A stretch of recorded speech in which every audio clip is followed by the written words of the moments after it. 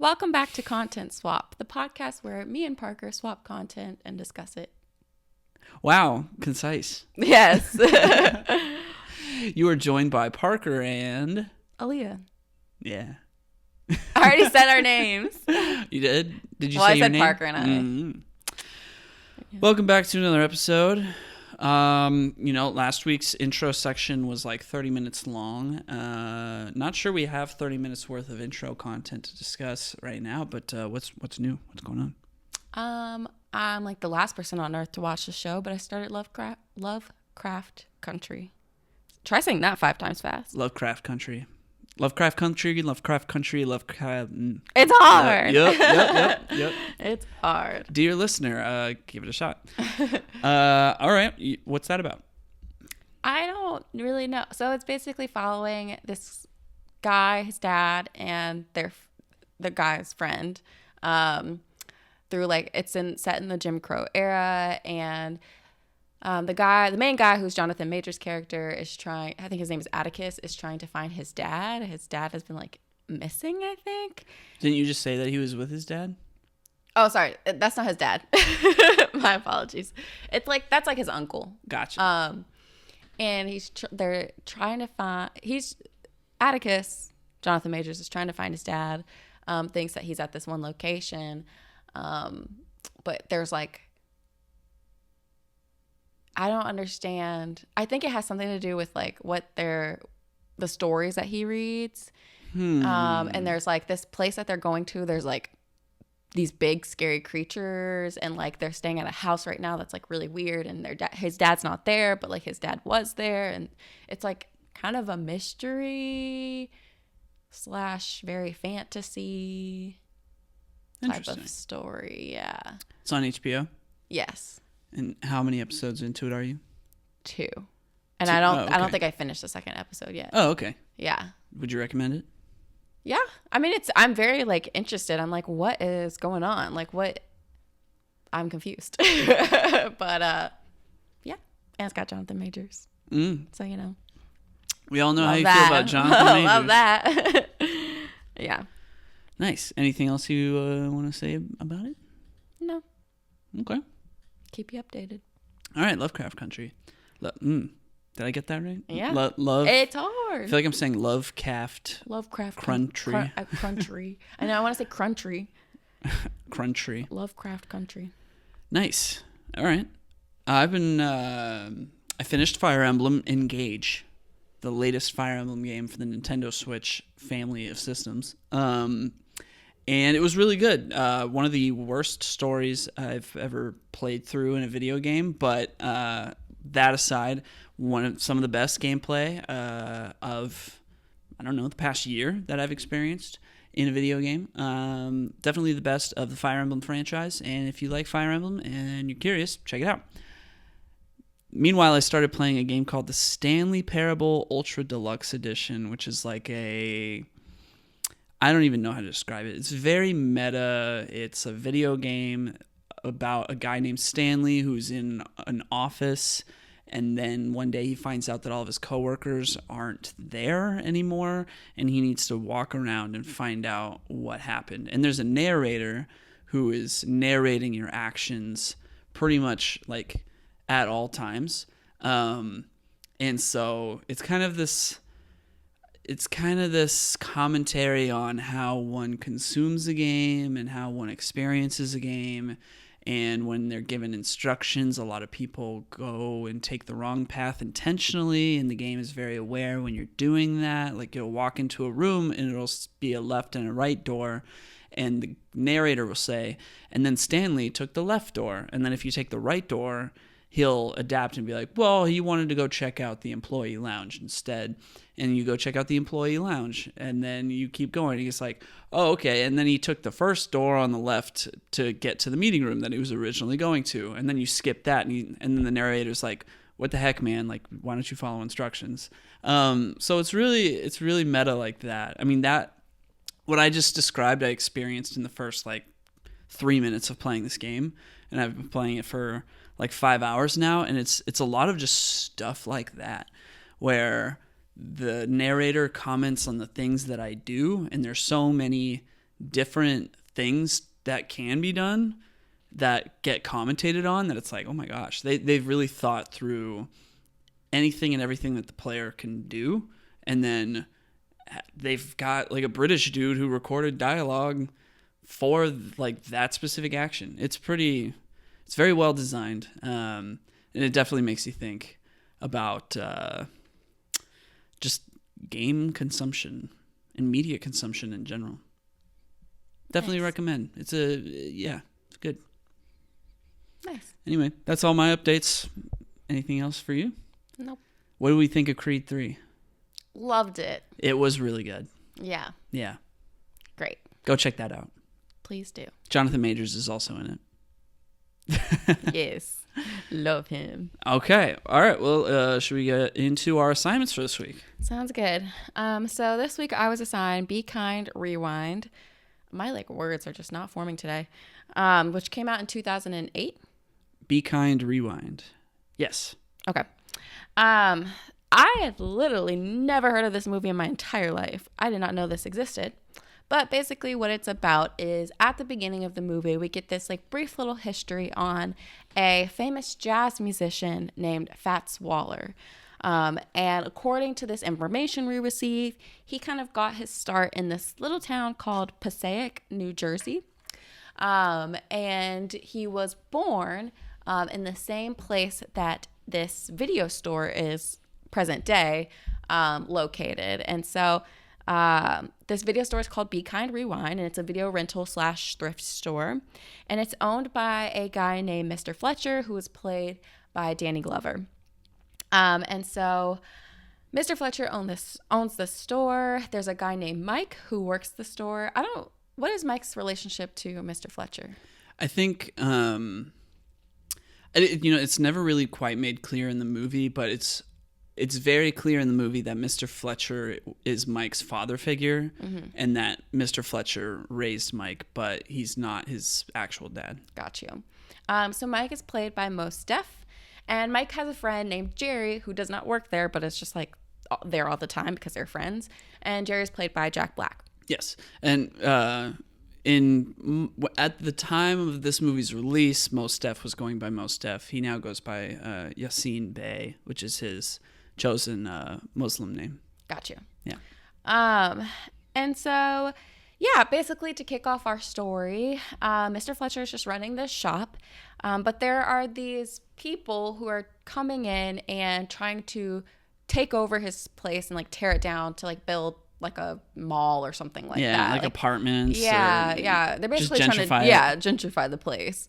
And so they tell him this building needs lots of repairs. Unless you have the finances to make those repairs, we're taking over and you're going to be pushed out into the projects basically. And so Mr. Fletcher's upset by this and is we've been here this whole time. I want to stay here. I want to keep my business. And so he decides to go on this trip to basically he's basically stalking this what is it, Hollywood video, or what is it called? It's basically a Hollywood video or a blockbuster video. Yeah. I think it's called West Coast video or something like that. Yeah. He's basically going on this trip to stalk them to see how they run their business, because they're doing fantastic. Yeah. And he wants to save his business. So while he's away on this little excursion, he puts Mike in charge. And he's take care of the place. Don't mess it up. I'm counting on you. And he's and keep Jerry out, because Jerry just causes trouble everywhere he goes. Jerry's Jack Black's character. Yeah. Yeah. And so when Mr. Fletcher leaves, Jerry tries to convince Mike to break into this power plant for who knows what reason. Yeah. In the moment, it's what does this have to do with this? Throughout the whole beginning 30 minutes, I was what is this movie about? I've gotten a history on this jazz musician, but I don't see where he plays a role in all this. Jerry's doing some weird things, and what does that play a role in this video store? It was it was so disjointed at first. It ends up coming together. Yeah. But at first I was just what am I supposed to be focused on here? Yeah. So I guess some background info on Jerry is that he lives in a junkyard down the street from the video rental store, and he, has a lot of conspiracy theories, like how there's microwaves in the junkyard, so they always wear like tin hats. Tin hats when they're in the junkyard, because they think they think it's radioactive, and they're protecting their brains. He thinks like the government is spying on him, so he needs to take out the power grid. Which is like quite concerning. I feel like this is like diagnostic criteria. Oh, 100%. Oh, yeah. Definitely. Yeah.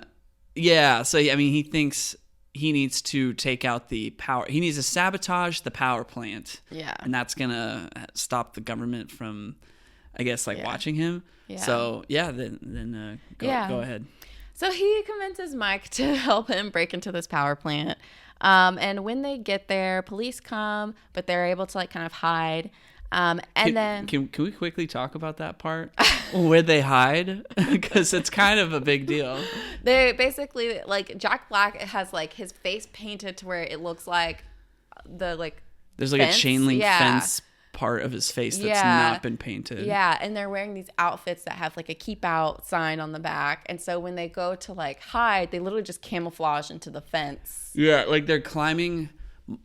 Jerry's already over the fence, and then so he's behind the chain link fence, and then Mike is climbing up a ladder, and then the police come by and they're like, "Oh, freeze." And they stop moving to hide themselves. Yeah. And it's the keep out sign on Mike's back perfectly lines up with the keep out sign. Yeah. That was right next to the ladder, and the reason why the chain link fence was pattern was not painted over on Jack Black's face was because that's exactly where the chain link fence went over his face. Yeah. It was very dumb. It was very weird. I tried to get some information on that shot, on how they did it. Because it's so out of place compared to the rest of the movie. Yeah. But what they did was they painted their outfits, and then they did it in front of a green screen, and then they just changed the green screen in post. Got you. Yeah. Didn't know I needed that that information. I had a hard time finding that. Dang. Okay. So at that point, after the police come, Mike's like, you know what? I'm not doing this. You're trying to do some wild stuff. I'm out. Bye. Mike leaves. Jerry gets upset that Mike left him, and he starts kicking things. And when he kicks at the power plant, at the power plant, and he starts kicking things, and he kicks this one thing, and it electrocutes him. And so he's getting zapped with all these visual effects, lightning bolt type things. He's getting lifted up in the air too. Yeah. And so from that little lightning bolt thing that happened, he ends up becoming magnetized. And so things are sticking to him, and he's trying to kick this pole, and his foot gets stuck to the pole because he's a magnet. So yes, keep that in mind. So real quick, meanwhile, while all this is going down, Mr. Fletcher is, like I said, stalking this West Coast video for research. Oh wait, that's just sorry. That was just a point. Yeah. So he's writing things down they have multiple copies of movies. Yeah. They all have DVDs. Yeah. And so at the video store, he only sells VHS tapes. And he's only got one copy of each one. Right. So he's writing all this stuff down. So going back, we're at the Be Kind Rewind video store, and Jack Black is talking to Mike and being why'd you leave me, yada yada yada. And as he's doing this, he's kind of being very manic, and he's touching everything. He's touching all the VHS tapes, moving them around. There's a customer who's trying to shop, and she's oh, these are not alphabetized, and he keeps she tries to fix it, and he keeps moving it. So he's just touching everything, and he's bothering everyone. And so the woman who was in the shop picks a DVD, takes it home with her. Picks a VHS. A VHS, and takes it home with her. And so she comes back, I guess a day later, and she's like, this tape doesn't work. It's blank. And Mike is like, what are you talking about? There's no way. He's like, is it something with your your VHS? Sorry, VCR. Oh my gosh, it's been so long. She's like, he's like, is it something with your VCR? Like, he puts it in himself to the VCR that they have. It is completely blank. Literally shortly after that, another man comes in and he says the same thing. He's like, this tape does not work. There's nothing on it. It's completely blank. And so Mike is like, what the heck? And the customers are upset. They like, the girl wants her money back. And so he gives her money back. And he's trying to figure out what happens. Well, he realizes because Jerry like puts his hand on the TV and it like makes like a weird thing. Whoosh. Yeah. Thing happen. He realizes that Jerry is magnetized, and because Jerry had touched everything, now all the VHS tapes are blank. They have no movies. Yep. Which is bad because this is their whole business. And Mr. Fletcher's gone, so they have to fix the problem. Yep. So, a older woman gets a call from Mr. Fletcher, and they have a chat, and apparently they're friends, and Mr. Fletcher kind of just like wants her to check in on the shop. And so this woman comes to the shop, and all the VHS tapes are just like all over the place because they have been frantically like putting them into the VCR, trying to see if they're all blank. And so the woman sees that the store is just destroyed, and she's like, Mr. Fletcher's going to be really upset. I want the movie Ghostbusters, and I need my Ghostbusters movie ready, and I need you all to have this place cleaned up by the time I get back later tonight. Like, at 7:00, I'm gonna be back when you close.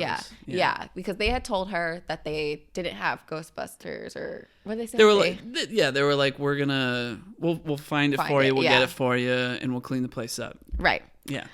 So they're like, what do? We don't have, this movie's blank. She's gonna be back at like 7 p.m. tonight. We need to figure out a plan. So they decide to film their own Ghostbusters. They're going to film it themselves and record it on the VHS tape and just give it to her.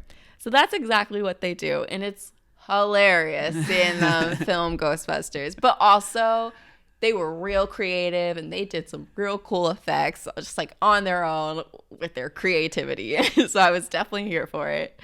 Yeah, they're like, oh, we need to do a nighttime scene. And so they're like, oh, there's a switch on the camera that switches it to negative. And it's like, oh, no, but your face is negative. And he's like, oh, I know what we'll do. And they go and like photocopy pictures of their faces. And then they just put that over their face. And in the negative footage, it makes it look like normalized. Yeah. It was just really funny. So that's what they do. They make it back to the shop in time to clean up. The woman comes in and they're like, here's your Ghostbusters tape. And she's like, I'm proud of you all. Like, you all cleaned up. You all got it together. Thank you. So she takes her tape. So the next day, or I'm guessing, or like a few days later, who knows? No, it's the next day. It's okay. 1 day video rentals. Got. That's right. So the next day, the woman who got the Ghostbusters movie, her nephew comes in with his friends. And he puts down the Ghostbusters video, and they're freaking out. They're like, oh, no, are they going to yell at us because it's us who recorded our own version of it? Yeah. And when they recorded the version for her, they're like, she's never seen Ghostbusters. She's an old lady. She's not going to be able to know that it's us. Yeah. Now they're worried. Yeah. So now they're scared, and he puts it down, and he's like, that was good. Yeah. Her nephew. Yeah. Her nephew's like, that was good. We want more videos. And so they're like, okay. And so his friends, they all choose like a video that each of them, and there's like 6 people. And they're like, okay, we cannot film 6 movies. Like, we can't do that. So they tell him like, you get to choose 2 of these. And those will be the 2 that we, use, we record. And so, yeah, so they, wait a second. Yeah, No, you're missing the part. I missed a part. You did miss a part. Who was it that chose Rush Hour? Yeah, so a man came in. Yes. A man came in the next day after they filmed the Ghostbusters video, and he said, "Oh, do you have Rush Hour 2?" And they're like, "No, we don't." So they record a version of Rush Hour 2, but there's a part where like Jack Black is playing Jackie Chan's character, and he needs to kiss a woman. But the person that they have to play the woman is like this older man who's like his friend that lives in the junkyard with him. So, and he's like, I'm not kissing him. Yeah. So they need someone to kiss, and so they go to this like laundromat or this dry cleaners, and they ask the girl who works there, would she be in it? She's like, I'm busy, but my sister can do it, and her sister's name is Alma. And so they recruit Alma to help. She does the role, and then she kind of becomes friends with them and like starts to help them. So when the nephew comes in, Alma's the one who kind of comes up with the idea of like them just getting two, like picking out of a bag. Yeah. And so she picks two movies. There's The Lion King, and then there's what was the other one that they got? They got Lion King and I don't remember the other one, and another movie. Sorry, I was getting the timeline mixed up. So yeah, they've at this point started this whole thing where they call it sweeting the movies. Yeah, the movies have been sweeted. Yeah. And so that just means they like re-record it. And so they do that. They figure out how to do an animation movie. They basically just get like cardboard cutouts. They just like have paper and they're like standing behind the paper. Yeah. Yeah. And so this becomes a thing, and everyone loves the sweeted movies so much that it like really launches their business. And Alma had the idea of charging $20 rather than just the $1. So they're making money, like they're making good money. And they're starting to have these long lines of people who stand outside the shop and are wanting these movies. And it's just the movies that they recorded themselves. Yeah. And so Mr. Fletcher returns to the business and sees everyone's waiting in line. And so he comes in and he's like, what's going on? What's happening? Why are all these people here? And Mike and Jerry and Alma tell Mr. Fletcher what happened, about how Jerry got magnetized, which by the way, he's no longer magnetized. He peed it all out. Yeah. Which like is like part. What? Yeah. They're like, Jerry got magnetized. He touched everything. Everything got erased. We've been remaking them, and people are really into it. People really like it. And so Mr. Fletcher tells them that if they don't make money, their business is going to be pushed out. Like it's going to have to move somewhere else. They're going to go out of business, and that they need to make money to fix the roof or something like that. Something that's wrong with the building. Yeah, they have to make the repairs so that they don't get demolished. Yeah. And so they're like, so Mike and Jerry are like, well, this is the way we can do it. And Mr. Fletcher's like, no, we need to have DVDs. We need to create DVDs. And so basically Alma comes up with this idea of, okay, if we can do these remakes, but just make them really short, but then we include people in the movie so that they don't feel like they've been swindled, right? They're creating the experience that they want to watch later. Then we can make more money and we can push these out faster. Yep. And so they're like, okay. And it works. They start letting the people be in the movies. So like the older woman, she wanted to be a part of in Driving Miss Daisy. So she was in the movie that they filmed.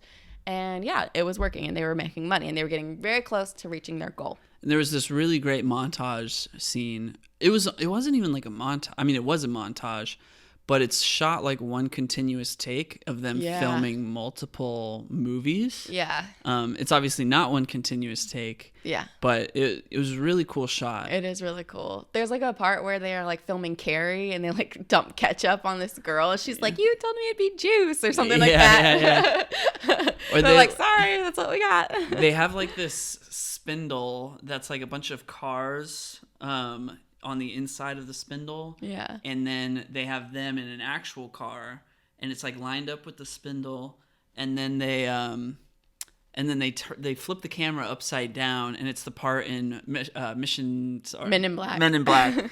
It's the part in Men in Black when they're driving on the roof of the tunnel, or the ceiling of the tunnel above all the cars, and it's like, wow, it's pretty it's well really, done. Yeah, it's really creative. I know. It's really cool how they did a lot of this stuff. It was fun to watch.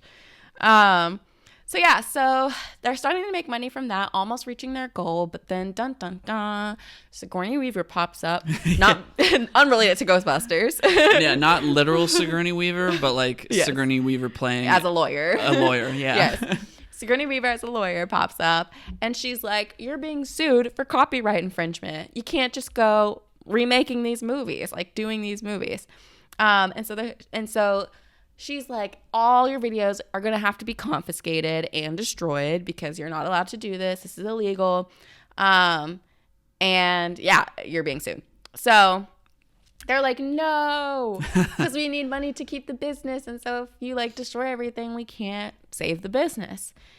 And so Mike tells Mr. Fletcher, like, oh, we can just save the store by saying that it's a historical landmark. Because if you remember, as I said at the very beginning, this famous jazz musician, Fats Waller, supposedly had been born at that place. And so Mike is like, let's just make it a historical building. People can tour, talk about the history of Fats Waller, how he was born here. And Mr. Fletcher's like, we can't do that. And Mike's like, why? And Mr. Fletcher's like, because he was never actually born here. I just said that. Yeah. And so it's like this whole big thing of like, oh no, everything Mr. Fletcher said was a lie. And like, yeah, it was like he chose Fats Waller as he was telling Mike like bedtime stories when Mike was growing up. And so he chose Fats Waller because he knew Fats Waller was a happy man in his life, and that it would make Mike really happy if he knew that somebody happy lived where in their little small town. Yeah. So they're like, what are we gonna do? Well, the neighborhood gets together and decides, let's make our own movie. Right? And let's make it about Fats Waller. Like, we can make up our own history. That's the fun of life. You can do what you want. Yeah. They're like, let's just pick this historical person and then just make all this stuff up about him. Yeah. And so they're all sharing their stories. And, like, somebody's like, I knew Fats Waller, and he used to do this and went here. And it's like, great. And so they're like, this is perfect. We'll just make our own movie, and we'll host like a premiere, and hopefully with the donations that we can get from those who attend the premiere, we can save the business. Yep. The whole town gets to basically be in the movie. Yeah. So that's what they do, is they go and they film an entire like documentary with everyone in the neighborhood. Mike ends up playing Fats Waller. Jerry tried to play Fats Waller, and everybody was like, get out of here. Yeah, that was bad. That was real bad. Yes, that did not hold up the test of time. I mean, I don't even think it held up then. Probably not. But no. that was that was kind of the point in the movie, is everyone was like, what? Yeah. No, absolutely not. Bye. Mm-mm. So that's what they do. They host the premiere. There's no way they're going to get enough money to save the place. And Mr. Fletcher knows that, and he's like, you know what? All I care about is we're having this moment right now where everyone's together celebrating this place, this person, and like being with one another. And so I'm going to let everyone enjoy that for now. And we'll talk about the rest later. What happens after that? Yeah. So they were going to watch it on a small TV screen inside the store, but then Jerry, being Jerry, accidentally knocks over the TV, and they're like, what are we going to do? And then the guy who owns the West Coast Video DVD store, they, in a couple scenes prior to this, Mike and Jerry tried breaking into West Coast Video to take his projector, to take the projector so that they could use it. And then they get caught by the guy that owns the place, because it turns out he's actually sleeping in the building, which kind of reveals that the DVD store, though it seems like it's doing well business-wise, is not actually doing that well. And the guy's like, all right, well, I'll forget about the fact that you tried to break in if you just don't tell people that I live here. And they're like, okay. And then they leave. And then when Jerry later ends up breaking the the TV that they're all going to watch the video they just made on. The guy who owns the DVD store shows up with the projector, and he's like, I'm here to save the day. And so they decide to project the movie. They were all facing away from the window to watch the TV, but then what they end up doing is, now that the TV has been knocked down, they then put up a white sheet over the window, and then where the TV was, they put the projector there, and they project it through the window. And what that ends up doing inadvertently is projecting the movie outside on the window.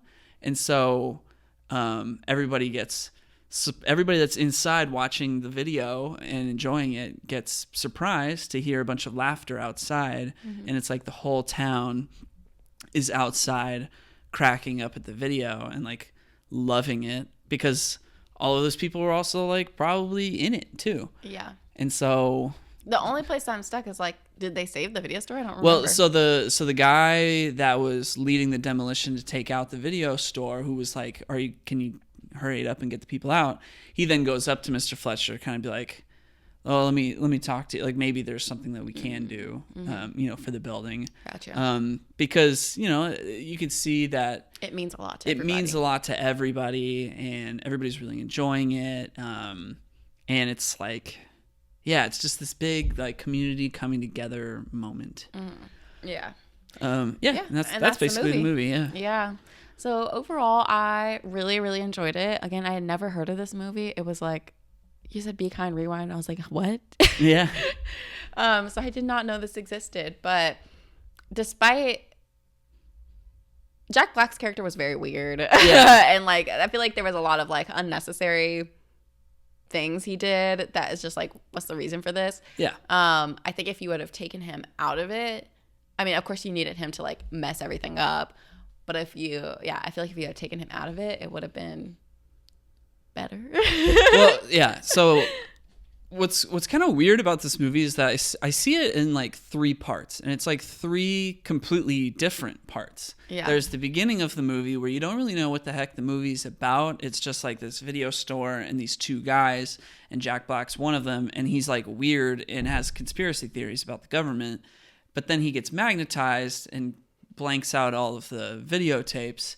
So the second part of the movie is all about like, and this is how I see what the movie is actually about, and it's about them recreating all these famous movies that but like low budget version. Mm-hmm. And then the third part of the movie is, after all the videotapes get destroyed, and they make their own videotape that's like about their own original story, and then it's like, this heartfelt kind of like town coming together moment. Mm-hmm. Yeah. So yeah, like, yeah, it's a little disjointed. Yeah, for sure. Especially at the beginning, because you're not seeing the threads. It's like they give you something and they're like, just hold that thought for a while. We'll come back to it at the end. And so it's like you forget. Because I literally forgot all about this whole Fats Waller thing throughout the whole movie until it came back at the end. And I was like, oh, yeah, that was like the very beginning of the movie. Yeah. And it felt like something that we really, really needed to know at the very beginning, but wasn't like, I don't know. We didn't come back to it till later. So yeah, it was weird. But I mean, I still really enjoyed it. I loved seeing them remake these movies because it's just like really funny. And it is truly amazing to see the like creativity, like the way they came up with these things. Like for Ghostbusters, the little like laser things, they had these like tinsel like tied to these sticks that yeah. I don't know, it's just like really cool to see them do that. All of the scenes where they're recreating the movies are so charming. Yeah. Like I almost have a hard time holding back tears like watching those scenes sometimes, because they're so heartwarming and exactly what they're replicating. Mm-hmm. And it's like to see like a town come together and enjoy doing this activity together, and it's like it's for their own entertainment and like art that they're making together that's like also helping support the community. It's like it's beautiful. It is. It's really cool. Yeah, I mean, that's all I really have to say about it. Okay. My facts are really quick. So I had a very hard time finding facts on this movie. I was kind of surprised by how difficult it was to find facts on this movie. So I turned to an unlikely source for some facts. ChatGPT. Yes. So, okay, I did find some facts in the usual places that we usually look for facts, like IMDb and Wikipedia, and there just wasn't a whole lot. And I was like, well, where can I find more? So I went to ChatGPT and was like, what's some trivia about the making of this movie? And it spit out some facts, and hard to say if they are all indeed facts. So that's my disclaimer here, is provided by an AI language model. So not 100% sure, but some of these things that it did spit out, the things that I was able to double check, I did double check, and they were accurate. So that kind of like all that stuff I said earlier about the part where they like camouflage themselves, I got that from ChatGPT. Because I was like, that is such a weird and out of place shot. I need to know, like, how did they do that? Has anybody ever looked at that? And I didn't find any facts on it. So I just asked ChatGPT, and it gave me the facts. It was like, oh yeah, this is how they did it. It was confused at which scene I was talking about at first, but then when I clarified, it was like, oh yeah, that scene. This is how they did it. I was like, whoa. And it like knew exactly like the details of the scene that I didn't provide it. And I was like, oh, okay, so it knows what it's talking about. Just trippy stuff. Anyway, so outside of that, so the movie is directed and written by Michel Gondry, who he directed Eternal Sunshine of the Spotless Mind, which is a very kind of like trippy, dream sequency type of movie. And so like that shot of them camouflaging themselves, that's a very like Michel Gondry, I think, type of shot. So he actually grew up in Passaic, New Jersey, where this movie takes place and was actually filmed. And the idea for the movie was inspired by one of his friends, it was inspired by like his experiences with his friends making amateur films growing up, but then also inspired by a time where one of his friends accidentally wiped a videotape and then needed to ended up having to recreate the movie with his own version. I don't know what the deeper details are there. Maybe he had like a rental video that he accidentally erased and was like, oh my gosh, before I return this, I have to record my own version. Tell him like, oops, I accidentally erased it. Yeah, you don't know. It. Someone's gonna rent it. Like, what is this? Yeah. But so apparently Jerry, Jack Black's character, is based on that friend. Yeah. So the term or the phrase "be kind, rewind" is in reference to warnings that appeared on VHS tapes to remind people to rewind the movie before they returned it to a video rental store. The movie itself got mixed reviews, but it has a small cult following among Michel Gondry fans and Jack Black fans. And it had a production budget of about $20 million, and it only made about $30 million. So this was not like a big hit at the time, but I did watch it around, like, it came out 2008. I think I watched it the first time in like 2009. Loved it, and I hadn't watched it since. So I loved that we got to watch it this week. Some other quick facts: most of the videotapes in the movie were from Michel Gondry's own collection of videotapes. A lot of the people. Yeah. Oh, were you gonna say something? Sorry, this is a random, but what was really cool is we're watching like Mr. Fletcher in West Coast Video, and there was a shelf of open water, which was my assignment to you, and I was like, it's my assignment, like right here inside this one. Was it? Yeah. Was it in the VHS store or was it in the DVD store? No, it was in the DVD store. It was in West Coast Video. Oh, okay, yeah. I think you just said VHS store. I said West Coast Video. No, you did. My bad. You're right. I'm like, you're gaslighting me. I know. I'm sorry. Yeah, it was DVD of open. I was like, what? I never even heard of this movie. Yeah. It is suddenly making an appearance in my movie. I know. What the heck? It was really cool. I'm glad we watched that first. Yeah. So a lot of people in the movie actually are people from Passaic, New Jersey. So the final sequence of all the people like laughing outside, those are like actual people that live in Passaic, New Jersey, who were actually watching the video of that they helped make, which is like what was happening to the characters in the movie, but it was actually like real, in a sense. Cute. Yeah. Other facts. The term "sweeted" that they used to refer to all of their videos that they remade, it's theorized that the origin of that term and why they used that term was because in Sweden they have really loose file sharing laws when it comes to like copywritten materials. So like in the US, we're very serious about piracy and stuff like that. Sweden sees it as a form of free speech. So that's likely why they use that term. And that's all the facts that I have. Yeah, it was very heartwarming. I was actually having a really hard time holding back like tears of joy watching this movie, just because there's something about it. It's really hit me in the core. Just like, God, that's great. Seeing people coming together and making art that they love. Yeah.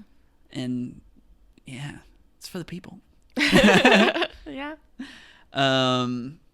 So I only have one question for you. Okay. What movies have you recreated on video, or just recreated like playing pretend growing up? Oh, I've never actually like recorded any like recreation of a movie. When I was a child, I used to reenact Scooby-Doo with my like siblings and cousins just because we thought it was cool. I don't know, the Cheetah Girls. I used to like play the Cheetah Girls with my friends. I'm trying to think of like what else. Were you doing like a dance thing together? It would be like, so like we would all be a character, and it's like we would just like talk like that character. We would like try and like learn the performances, things like that, and then just like do them for nobody, I guess. It's just for us. You don't have any like home videos of stuff like that? No. Or like of you singing like a song by a person or something? No, I mean, like we have home videos of us like putting on little performances, but like we used to like make up our own. Like I would always like make up cheers with my like sisters, or like dances with my sisters, and like perform it for, you know, the family at like Thanksgiving, you know? Yeah. So we might have some videotapes of that kind of stuff. I'm not entirely sure, but never like any. Oh, we used to reenact, which is an assignment I want to give you, but I feel like I will not be able to find it anywhere. It might be something I have to buy. Mary-Kate and Ashley's The Challenge, which was basically like Mary-Kate and Ashley's Survivor. Oh yeah, you've mentioned it before. You might have to like preemptively buy a DVD on that one. Yeah, because I think I tried to find it once and I like couldn't find it. We used to reenact that all the time, and like make in the living room. Me and my sister used to make these obstacle courses, and it was like that was the challenge, and we had to like successfully do that, and then at the end we'd like win a boyfriend or something. Win a boyfriend. Wow. That was my childhood. Love that. Well, that's cute. Yeah. Yeah. Did you have VCR and VHS tapes growing up? Yeah. I got in trouble when I was a little kid for sticking a pacifier in the VCR. Oh my gosh. Didn't know you could do that. We couldn't use it. But yes, I had a VCR. I had all my VHS tapes. I remember having like It Takes Two, the Lizzie McGuire movie, like just all kinds of things. I think we had Lion King on VHS. Like we had so many VHS tapes. Yeah. Yeah. I also grew up with like a lot of VHS tapes. We had a whole like VHS tape closet under the stairs. And so that was where a lot of like my favorite movies growing up, just, you know, all those VHS tapes. Yeah. You know what VHS tape I like, just like I can really picture myself opening and like just using? Rugrats. Toy Story. Oh, okay, but like Rugrats had the orange ones? Yeah. Any like Nickelodeon movie, they'd have the orange tapes, and it was really cool. Yeah. That's remember good that. stuff. Yeah. I remember that. That's nostalgia. You put it in and you'd be like, dun, dun, dun, dun, dun. Yes. I had actually, surprisingly, I had a lot of like the Adventures of Mary-Kate and Ashley VHS tapes. Was it Adventures or was it You're Invited? I think it was Adventures. Okay. It was whichever one. They were like detectives. Yeah. Oh my Yeah. gosh, I loved that. Yeah, I had a bunch of those. You know, I had my Mighty Morphin Power Rangers. I had a lot of Power Rangers VHS tapes. I had a lot of Pokemon VHS tapes.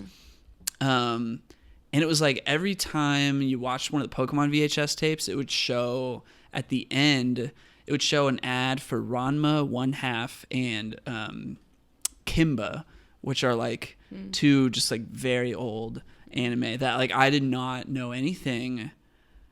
I had no idea like what that stuff was when I was a kid. I was like, and once I saw like the ad for Ranma 1/2 as an adult, I was like, just like by accident, I was like, whoa. Like it's like, oh my God, I've seen this. This is from the Pokemon VHS tapes when I was like 5. It was wild. Yeah. Yeah. Oh, I miss VHS tapes. I really want a Blockbuster to open up. That's just like more of a nostalgic thing, you know? Yeah. Like maybe it has, like I want the container still, but then maybe there's like a code to watch a movie. Like you go there to like rent the movie, but then it's like a digital code that like gives you access to it. But like I just want the nostalgia of going. I know. I miss how analog it was. Yeah.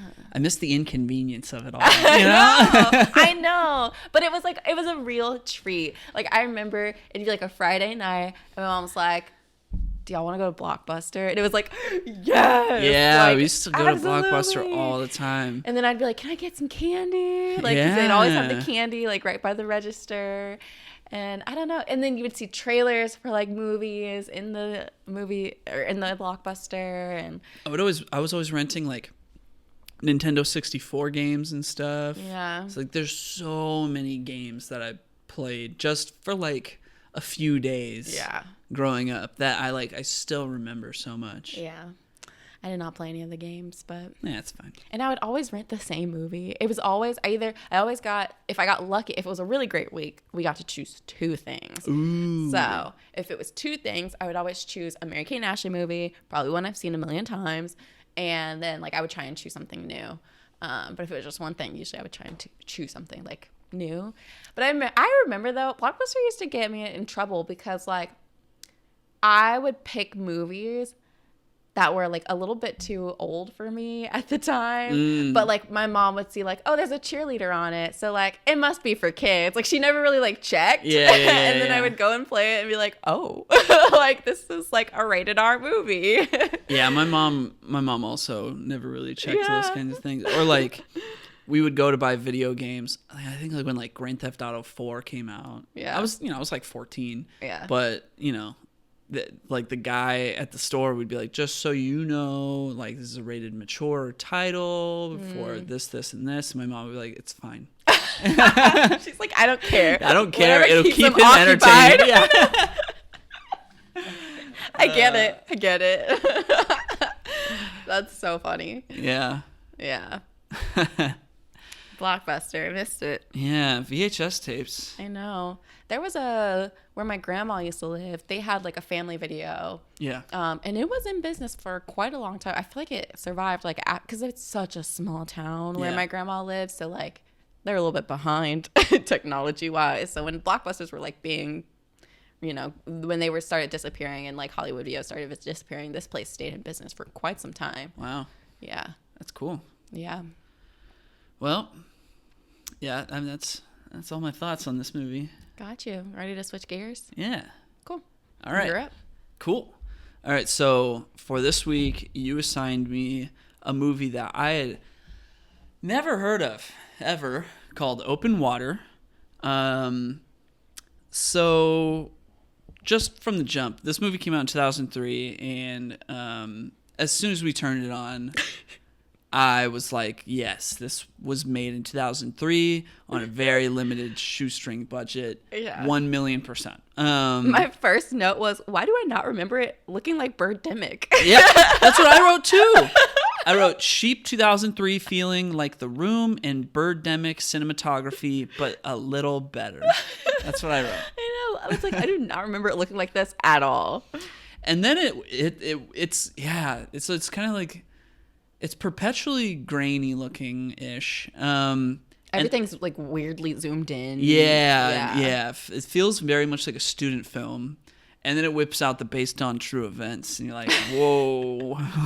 I'm in for a wild ride. Yeah. So almost immediately, I was like, yeah, is this a student film? I'm relatively sure they did not hire a lighting person at all. And you can tell, like, just the way that the scenes are lit. It's like, oh, this is all using natural light. Yeah. It's a camera and a microphone and an actor in a place. Yeah. And that's the whole thing. You can tell. But like on VHS when this came out, I mean, I guess it would come out on like DVD and VHS at that time in 2003. But playing on like a standard definition TV probably looked fine. I mean, I literally went this whole time not realizing it looked like this until now, and I'm like, are you kidding me? Like, it was this crappy? Yeah. So what the film is actually about, which we haven't even touched on yet, what the film is actually about is this couple goes on a trip to the Bahamas, and while they're on vacation in the Bahamas, they decide to go scuba diving. So they get on a ship of 20 people. A ship, a small boat. A scuba dive touring company's small boat. Ship, yeah. Makes it sound like a cruise. I know. And there's like 20 people on it, and they all go scuba diving. And while they're getting their orientation, one guy is kind of like fidgeting and looking around, and he's like, "Oh, I forgot my mask." And they're like, "Well, if you forgot your mask, then you can't go scuba diving." And he's like, "Yeah, I know." And he was being a jerk. He was being a real jerk. And so they write down the number of people on a piece of paper, and they write 20 people. And so the name of this boat is the world famous Reef Explorer. I had that written. And so I'm kind of thinking like, all right, all these extras in this movie, probably zero budget, like probably just like people who worked at the resort, probably just kind of people they found, not paying them very much. So that's the general vibe here. So this guy doesn't have his mask. He can't go scuba diving. And the couple and everybody else, they go scuba diving, and they're on the buddy system. And so, the woman is having a hard time equalizing her ears. That doesn't really even matter. But she gets back on, but then she goes back out into the water. Wait, what? What do you mean she gets back on but then goes back out in the water?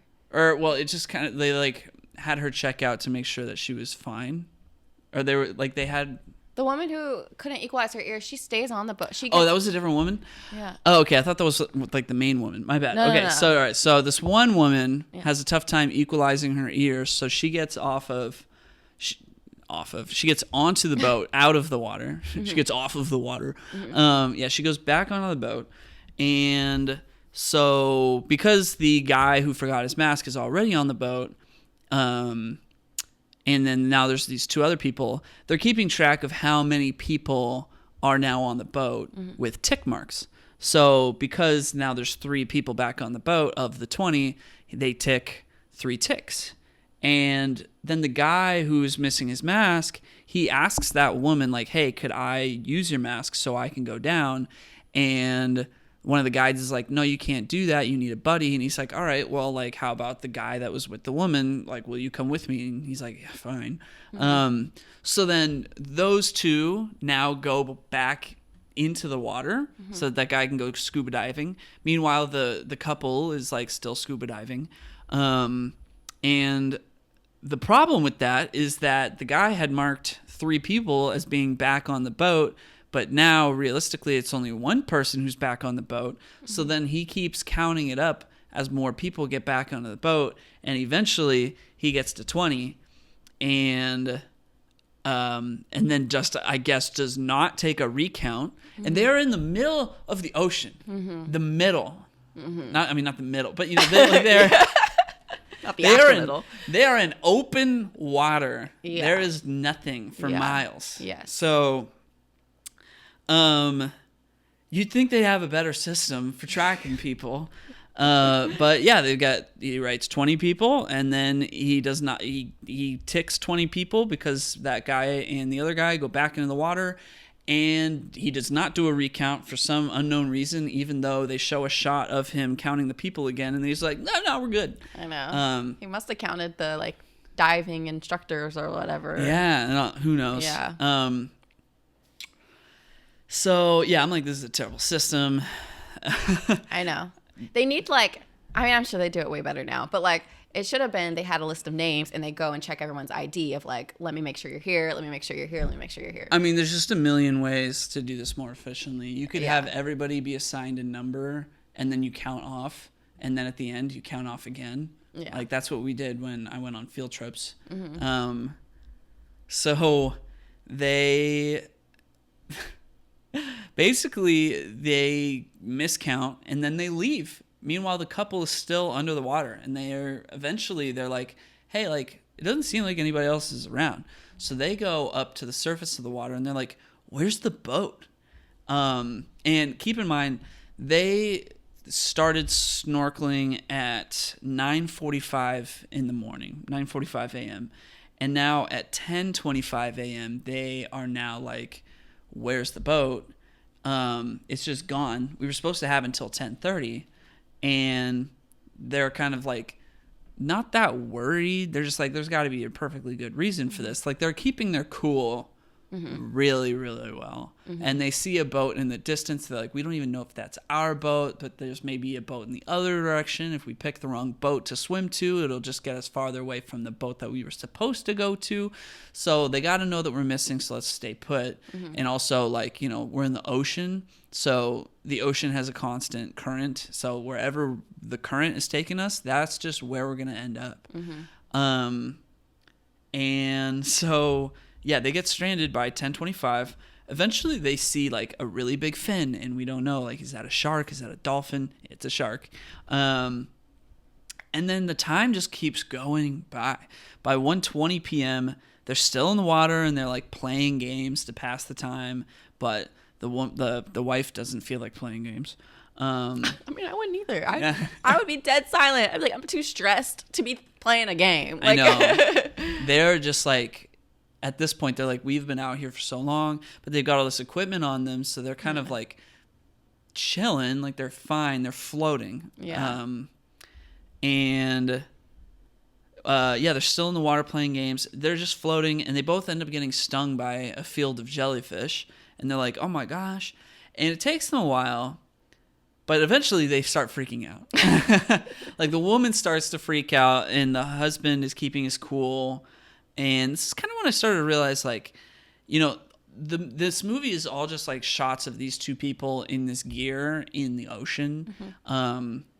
And it's like filmed really poorly, and all the underwater scenes are, or it's, when I say filmed poorly, I mean like on a very low budget, and all the underwater parts are using a camera that's like very pixely.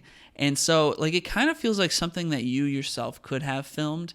And that kind of, I started to realize, was like adding to the real feel of the movie. Yeah, it makes it scary because it feels like it's happening right in front of your eyes. Like, right. It's like, it's real. I don't right. know. It's just, and they're just there, and you're like, wait, like, yeah, because it's just like, it feels like you could have filmed it. Yeah. It's like, yeah, this seems like I'm watching like playback footage or something. Yeah.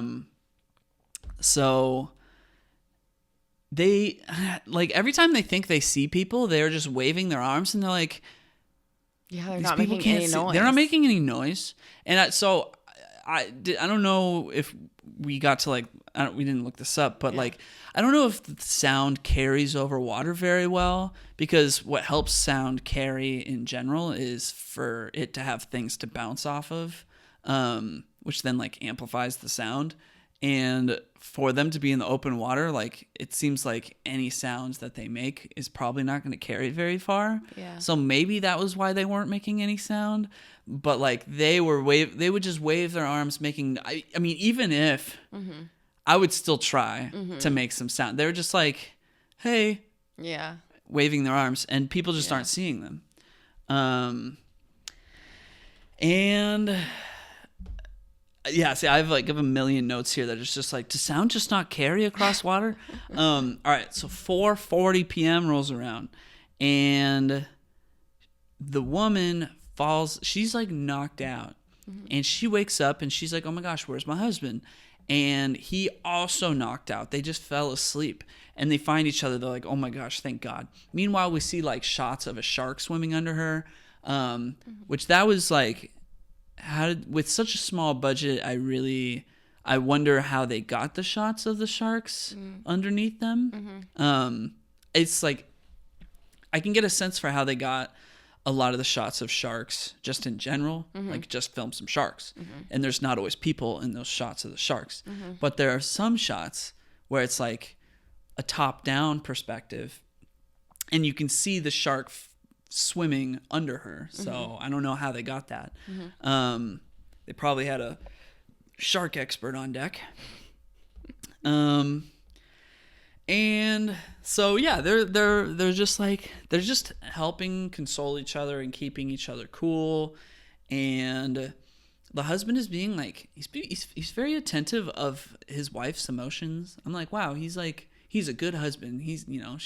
She like throws up at one point, and he's like, oh honey, I know how much you hate throwing up.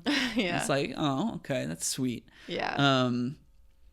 And then he just starts yelling loudly because he is now pissed off. And also, they've been in the water for hours. The sun has been beaming on them. They're dehydrated. They haven't eaten. Like, I understand how he got to that point of just like, what the heck? Like, what is going on? Yeah, he starts to cope with like dark humor, and she's really uncomfortable, and he thinks that she's blaming him, that they're in this situation in the first place. And then this is when the two actors have to start, like, they start acting. You know? Like, they're doing a pretty good job of just like the authentic, like, oh my gosh, well, what's gonna happen? They're just being people, but now they're having an argument, and it's like, oh, the actors gotta act a little bit, bring in the emotion. Yeah. So she's mad at him for getting them there in the first place, and then he blames her job for ruining their original trip plans and getting them to go on this trip instead at the last minute. But then they stop fighting, and then what's kind of weird is like, you're watching this movie, they're stranded in the open water, and you are wondering, is anybody going to come save them? So, like, any sign of, like, people is definitely, like, something to watch out for. And it's, it's filmed largely without any, like, music. It's like the only sound is them speaking to each other. So I thought it was kind of an odd choice for when they finally do slowly introduce some music. It's like chanting of people, and they like slowly build it in, because I'm like, oh, is it people? Like, are there people there to save them? Yeah. Because you hear this chanting, it's like, oh no, that's just the background music that they're using for this scene right now. So I was kind of like thrown off by that. I'm like, well, maybe they could have gone with something better, but so I also wrote down, like, I bet they just recorded a guy chanting on the street and they used that. Like, I don't know. Like, that's what it sounds like. The audio quality sounds like that. Yeah. And so, yeah, shark startles them, and they're like, we've got a knife. But then the shark kind of like startles them by kind of like bumps them. He like bumps them, or like flips a little bit, like his wags his tail out of the water, like shakes his tail out of the water to kind of like let them know I'm here.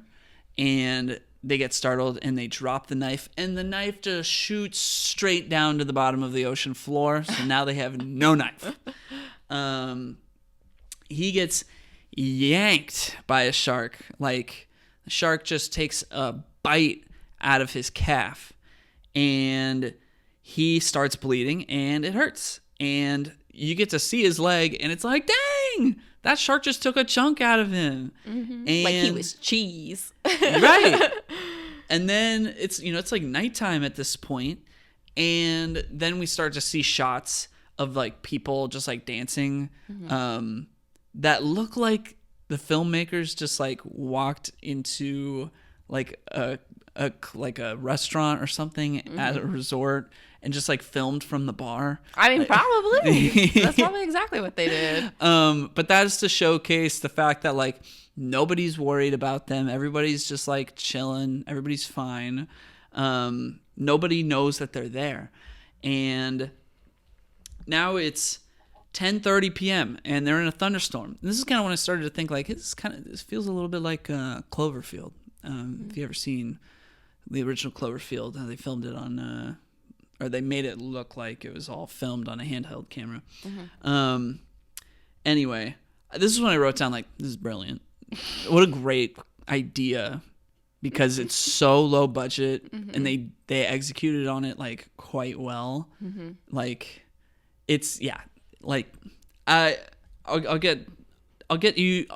provide you a number. I assume you have the actual budget. Yeah. All right. I have a guess, so we'll cross-reference that later when we finish this up. So the guy who was in charge of the tour on the boat, the next day he finds their stuff on the boat and sees like their membership cards, and he's like, "Wait a minute!" And then it like cuts to a scene of like a hotel manager checking on their hotel room, and then they're not anywhere to be found. So then come 8:55 a.m. the next day, remember they started scuba diving at 9:45. At 8:55 the next day, a rescue plane and helicopter and a bunch of boats go out to try and find him. And so it's like, okay, maybe they're going to get saved, you know? And this is when I wrote down, okay, well, they had to pay for these helicopters and they had to pay for these boats, assuming they weren't already friends with the pilots and the captains of these boats and planes, right? So there's probably some of that factored into the budget. That's so funny. And eventually, because the husband got such a big like chunk of his calf taken off, he eventually just bleeds out and he dies. And it's like, oh wow. And all because the guy who's been doing scuba his whole life, that's what the guy says, the one that forgot his mask. He was like, I've been doing scuba my whole life. All because that guy forgot his mask. This is why this happens. So then like the wife is just like, she's just there. She like lets the husband kind of drift off. And the husband just gets eaten by sharks. And then like when we see him get eaten by sharks, it's like we see his body like half in the water, half out of the water, just getting like shaken around. And then you see a shot under the water, and you see it is swarms of sharks. Oh my gosh. Like tons and tons and tons of sharks. Yeah. Like so many sharks. Yeah. There's like something I read in one of the notes is the guy who plays the husband was like, when I signed on to this, I thought, 3-4 sharks is what we would be swimming with. There were like 45, 50. Yeah. I'm like, so oh my many gosh. Sharks. This is when I wrote down during this scene, you said, it's a feeding frenzy. Because I was like, dang, look at all them sharks. Yeah, it was a lot of sharks.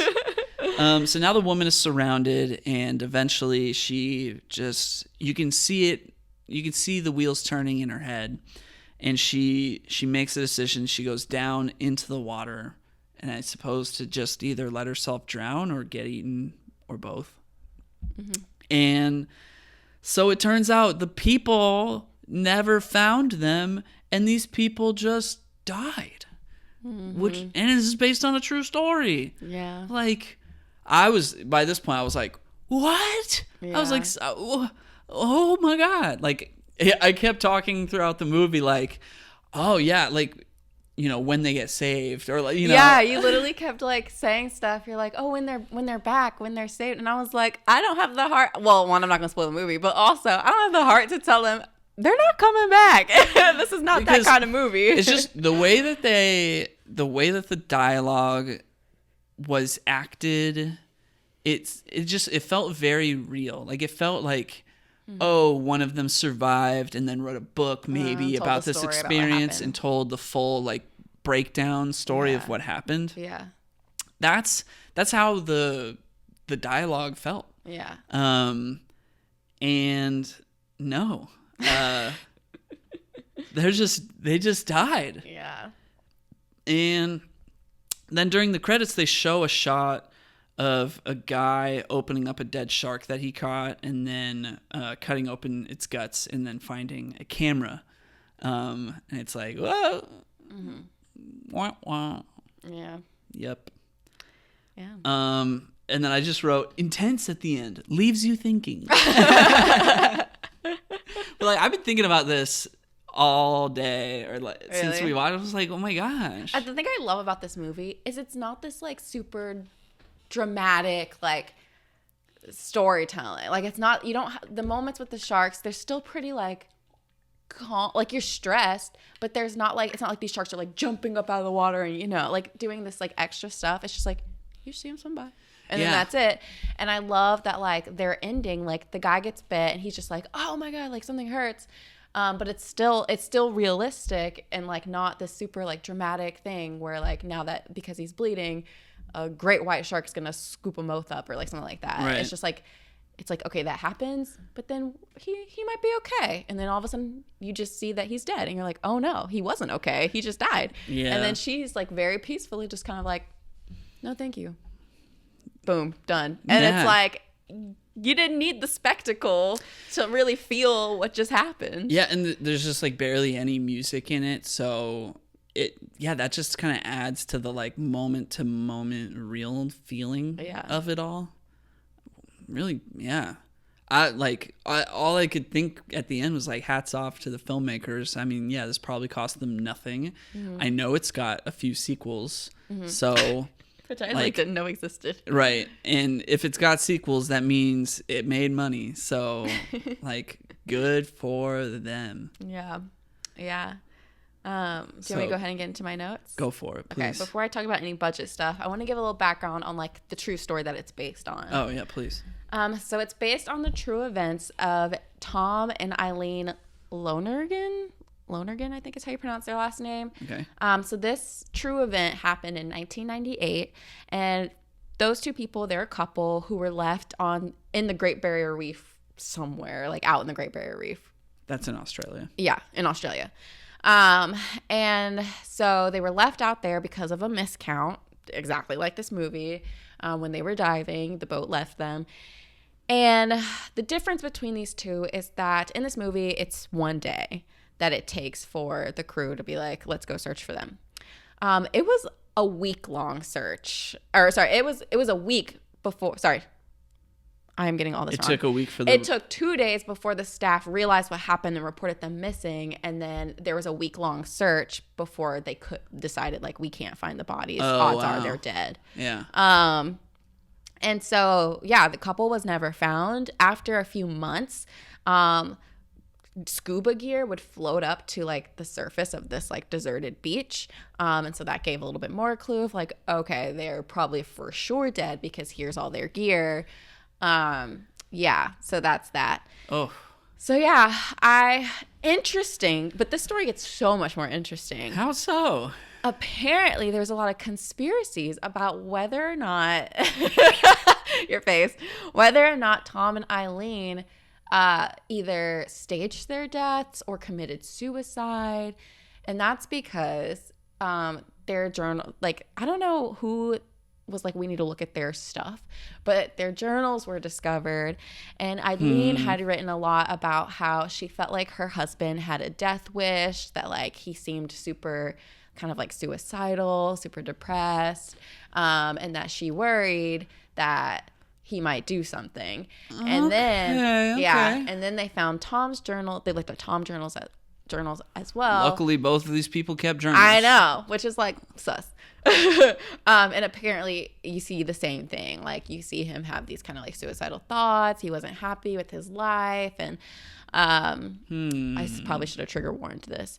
Too late for that. Yeah, but so there was a lot of people who were like, did they really just like like have this crazy thing happen to them and just die, or like is it something that was like kind of premeditated, that sort of thing. But then there was also some people who were coming out like, oh, I saw them like after.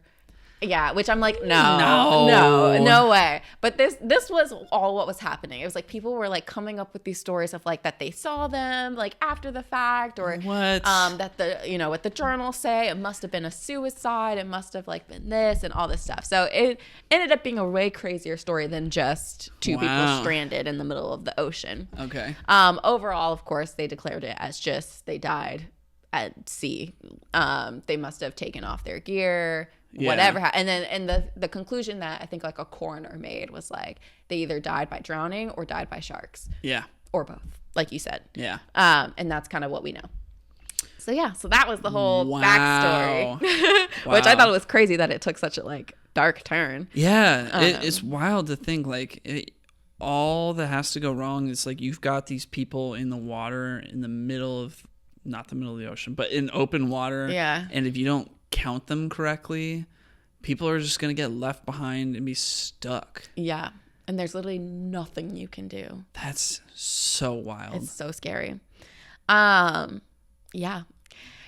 So in terms of budget, okay, what's your guess? All right. So breaking it down, we've got the two lead actors and their pay. Then we have all of the extras who probably got paid Skittles. And then we have the camera equipment. We have no lighting department. We have, probably one microphone, maybe two microphones, and scuba equipment, and the hotel room, like the filming at the resort, getting to the resort, in the Bahamas. And then, all the boats and planes and all those things, assuming they weren't already friends with, like, the Coast Guard, which could very easily be a thing. They could have just been friends with people, and they were like, yeah, we'll do it. So with all that in mind, my guess is, like, 15,000, 20,000. Really? Yeah. That's low. Is it? Yeah, it's very low. Yeah. No, I mean, it's more than that. It's so cheaply filmed. It's more than that. Okay, so all right, it's probably the people. It's probably in this case it probably is like the people that cost the most, like the actors, the crew. I would say like the director, writer, all that, paying themselves, and all that good stuff. So maybe 200,000. It's less than that. All right. So 150.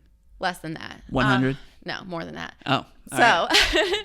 And there were some weird things going on when I was trying to find the budget, because IMDb said one thing on the IMDb page, and it was like pretty high, but then in the trivia it was a whole different number, and then what was put in the trivia I found was like most consistent across multiple sources. Okay. So I'm gonna go with what was in the trivia.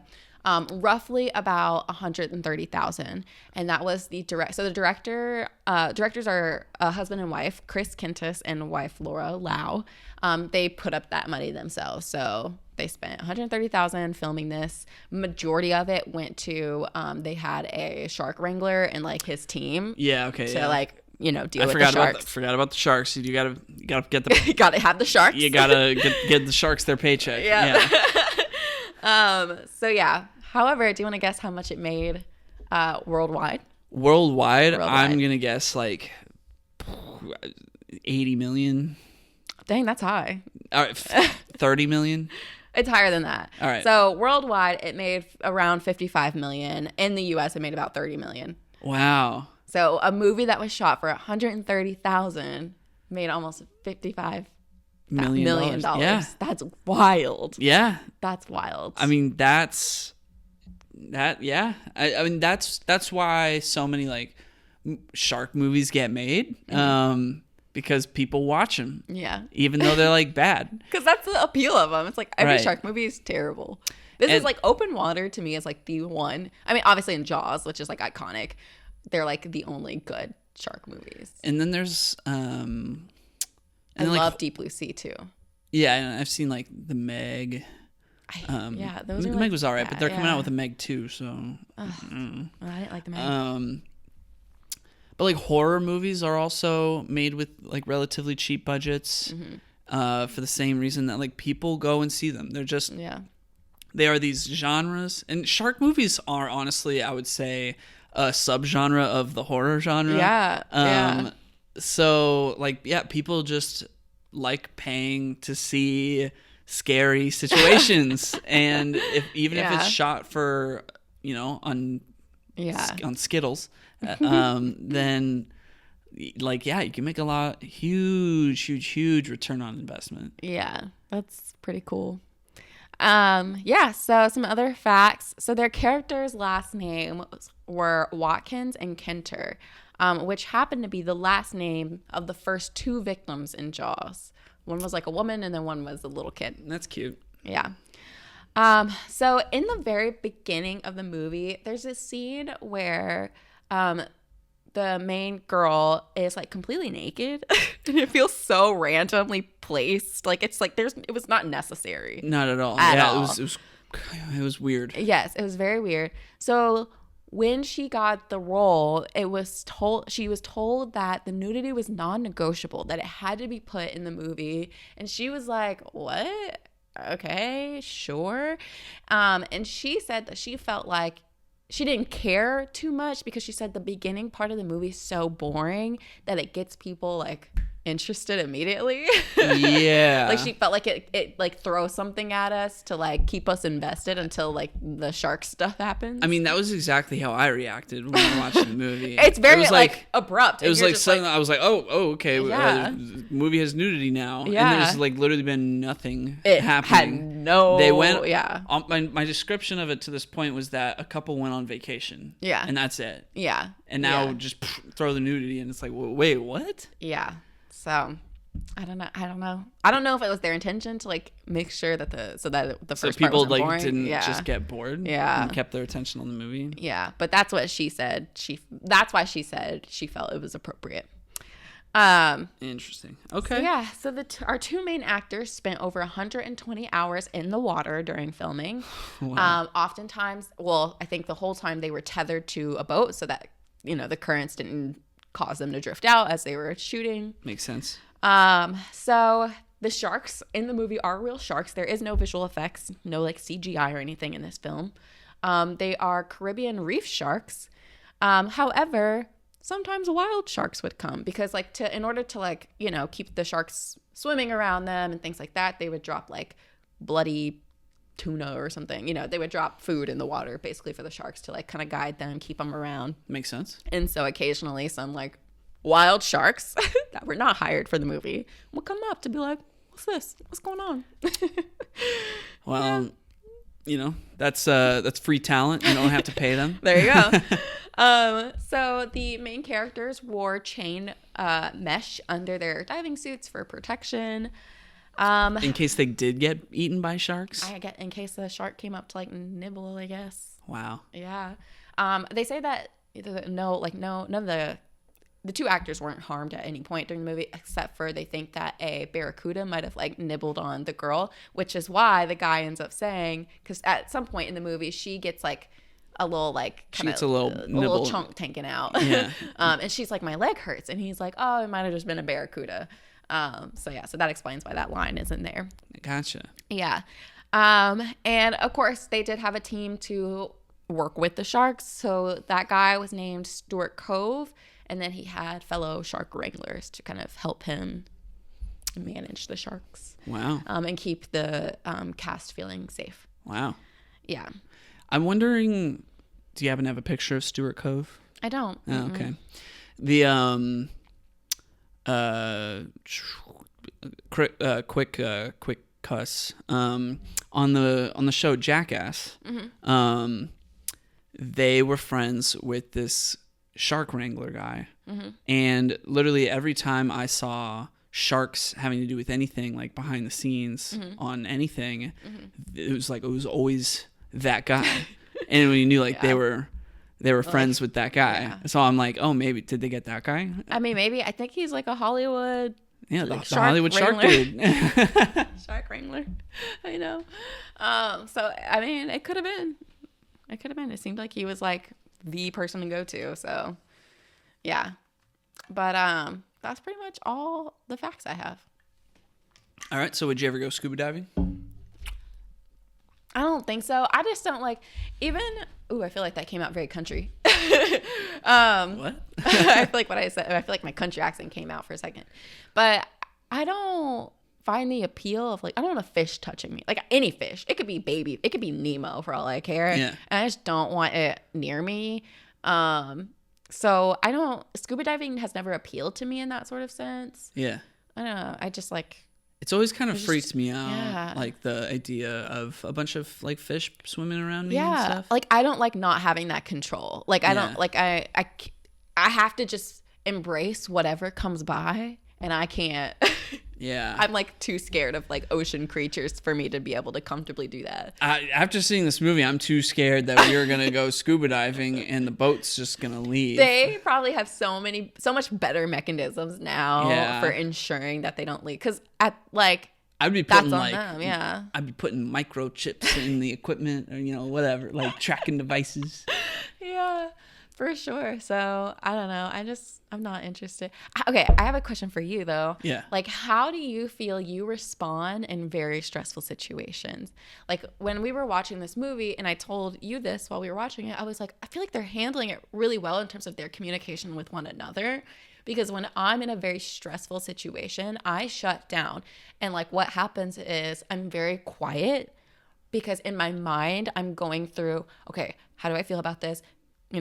Keep calm. Like, this is your plan, your exit strategy for like everything. Like you can do this, you can do this, you can do that. And I'm constantly thinking. And so I have to like sit in silence to like cope. And that's how I deal with really stressful things or like situations where I feel like I have no control. But not everybody is like that. Like some people need to like talk to keep their mind off of things. Like, yeah. So yeah. I probably would talk a little bit. I kind of feel like, it's weird. I like in some sense, I think I would be the same in that I would be like, freaking out. But at the same time, I'm also like, if we were in that situation together, I think I would be keeping my cool and kind of just like thinking like, oh, there's got to be a reason for this. We'll figure it out. And that's how the husband is in the movie until he eventually freaks out, which I think I would have eventually freaked out as well. So I feel like I would have kind of gone the way the husband did. And like kept, in this case, like keep my cool for your sake so you feel safer. Yeah. But also probably still being like worried on the inside, Yeah. But I mean, there's certainly like stressful situations I've been in by myself where I get hyper focused on, the solution, and I'm like not talking. Yeah. Yeah, for sure. Yeah. I just like, I can't say words. Yeah, no, if we were in this situation, I imagine you would. I need absolute silence. Like that's how it makes me think of, what is it, 22 Jump Street, where he's like, I need absolute silence. Yeah. I'm just like, if we were in this situation and you were absolutely silent, then we just, we'd be spending our final moments together in silence. Yeah. Sad. I know. I can't help it. I can't help it. I know. I feel like my mind would just be going 100 miles per hour, and I'd just be like, oh my freaking gosh, this is it. Well, hopefully we're never in that situation. Yeah, hopefully never in that situation. Yeah. Well, overall, I thought this was a great pick. This is perfect. I love things like this where we can kind of talk about like how it was made and like dissect that, but and then it's just like it's entertaining and like airs on the ridiculous end of things as far as like movies go, but it's like based on a true event, so it's like, oh, it's low budget true. That was good. I feel like we've discussed like maybe we should start just doing themes and things like that. But I feel like there's always like a hidden theme that like merges our picks together, even when they feel so different. And I feel like this theme was like creative movie making. Yeah. And like making movies on a really low budget, and like how do you do that? And I don't know. I feel like our picks ended up being very similar. Yeah. We could sweet our own version of open water. Oh my gosh. In a pool. Yeah. I just go underwater. Yeah. And then you just disappear. Push you off. Yeah. Oh man. Honestly, this would probably be an easy one. Yeah. Doesn't take too much work. Yeah. Just need a good enough pool. Yep. Have someone swim with a little, the little shark fin. Yeah. That's funny. I love that. Well, that was a fun episode. Yeah. All right. Let's go for next week's assignments. Sounds good. Do you want to go first, or do you want me to go first? Sure, I'll go first. So I wasn't really quite sure what I wanted to give you. I ultimately landed on, like there's a book I keep wanting to give you that's about game development, but you don't want a book yet, so I'm going to save that one for later. But like we've had kind of like game development discussions from things in the past, and you always kind of thought they were kind of interesting. Like when we watched Making Kratos, it's about the making of, the most recent God of War game. So I wanted to give you another kind of like behind the scenes kind of history documentary, and it's called Power On: The Story of Xbox. So it's basically an Xbox making of documentary about like the inception of the Xbox to like now, and it's a 6-part docu-series. We don't have to watch all of it because it's 4 hours total, but like I think definitely the first half, or like the first 4 episodes are going to be really interesting, because it's all about like what was going on with like in the meetings with Bill Gates while they were like deciding to make the Xbox. Forget Xbox is Microsoft. Yeah, exactly. Yeah, I literally forget that. Microsoft does not make hardware except for the Xbox. Yeah. So that it's actually really interesting in that regard. Like those first few episodes are like, I think you would find a lot of interest out of that. Gotcha. Yeah. Okay. Oh my god, my tummy. Did you hear that? Yeah. No, your stomach's making sounds. I know. It just came out of nowhere. Okay, cool. I'm going to assign you, this is like completely different from that. Okay. Also, I knew you were going to give me some sort of game thing. Yeah, no, I heavily alluded to it. Yeah. But I'm excited to see that. But I'm going to give you the newest version of Chips with Dax Shepard and Michael Pena. Yeah, cool. Yeah, I was stuck between that or Uncle Drew, so I flipped a coin, and we got Chips. Would have watched Uncle Drew as well. I'll give it to you at some point. All right, cool. But yeah, I love the Chips movie. Yeah. I remember I showed it to my mom, and she was cracking up. She was like, "That was so funny." So, yeah, I hope you enjoy it. Is it called Chips because it's like California Highway Patrol? Oh, maybe that makes sense. Yeah. Yeah. Probably. Does it take place in California? I think so. Yeah. Yeah. Probably. Yeah. Well, we'll find out next week. So next week we have Chips and Power On: The Story of Xbox. Fun. Yeah. Fun See topic. you then. Bye. All right, bye.